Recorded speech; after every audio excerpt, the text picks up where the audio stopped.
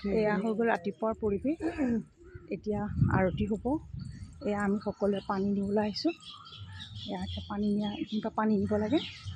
আৰু এয়া মন্দিৰৰ পৰিৱেশ। এতিয়া শান্ত হোৱাৰ পৰিৱেশ আপোনালোকে সকলোৱে চাওক। এতিয়া এয়া মই চাকি এগছ লৈ আহিছোঁ। এতিয়া জ্বলাম আৰু এয়া আৰতি কৰিম। আজি আৰতিখিনি দেখুৱাম আপোনালোকক।